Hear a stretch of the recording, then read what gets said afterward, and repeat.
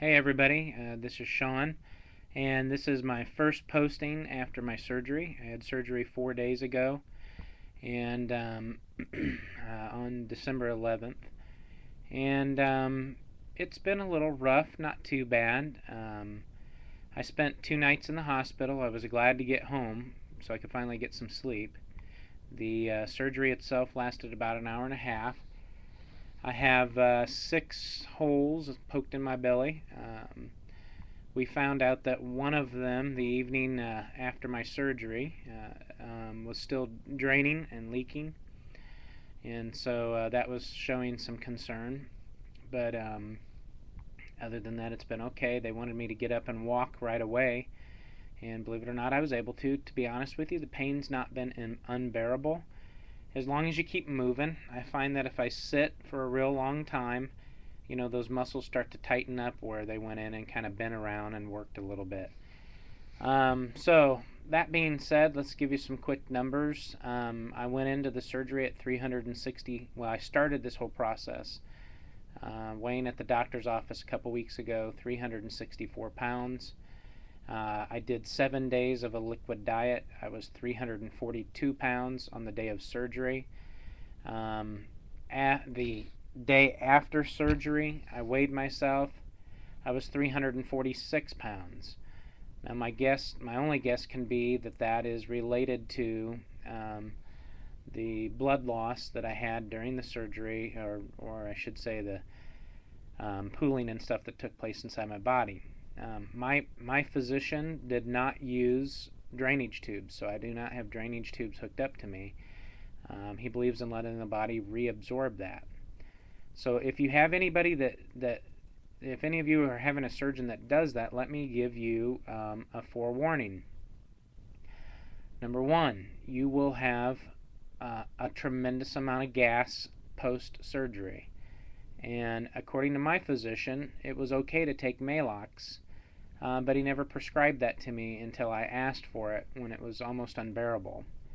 Number two, since there are no drainage tubes in you, there is some way that the blood has to get out. And obviously, it exits the back door, so don't be alarmed when that happens. I am 4 days post-surgery, and I still have blood loss, old blood coming out of my, coming out of me. It seems to get lesser, and then every once in a while I get a lot. And so my wife is a nurse, and she doesn't seem to be concerned by it because it is old blood. It's somewhat troubling to me just because it wasn't something that I had anticipated. And perhaps if I had been told that ahead of time, I wouldn't have it in my mind that there's some issues or something going on there. My surgeon has elected to continue the 7-day liquid diet for me post-surgery with no supplements whatsoever. So, to be honest with you, I'm a little weak. I haven't had anything but 4 ounces of broth at a time, and at that, that's only probably twice a day, and then maybe 2 tablespoons of diet Jello, because when your pouch is reduced, you can't put that much in there. And let me tell you that as you're putting it into you that you've put too much. For instance, before the surgery, I was having a hard time gauging what a sip would be of water. I don't have a problem gauging what a sip is, because anything bigger than a sip feels like a razor blade slicing through your stomach. So, and I'm sure that a lot of that has to do with the tenderness of my new pouch and all the hookups and everything that's in there. And over time, that's going to get better. But you have no choice to follow the diet. Something small, citric acid. They wanted me to have no citric acid for the first 3 weeks, I believe it was. Well, we bought a Gatorade on the way coming home from the hospital because I was a little bit lightheaded with, the lack of fluids, I guess, after the previous evening when I had all the bloodletting. And I thought some electrolytes would really do me well. So it was G2. I had to mix it half and half with water, and you can only drink 4 ounces at a time.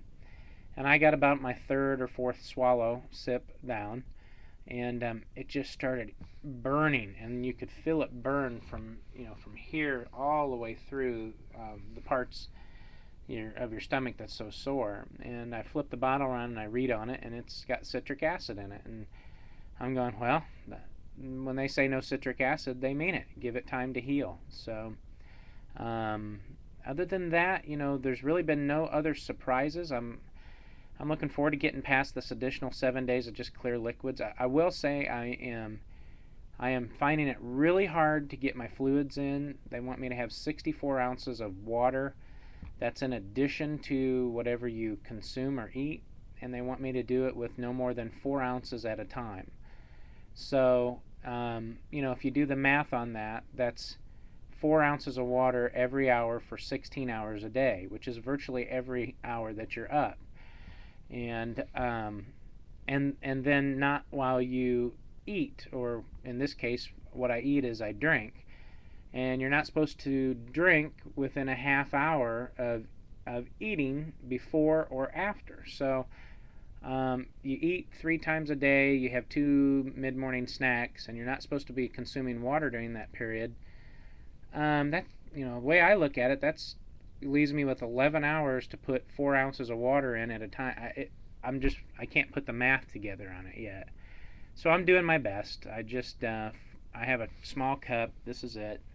You can see it's filled to this line here. This is a 6-ounce tumbler that I've found where the 4-ounce mark is on it, and I fill it up and I just sit there and I sip on it all day long.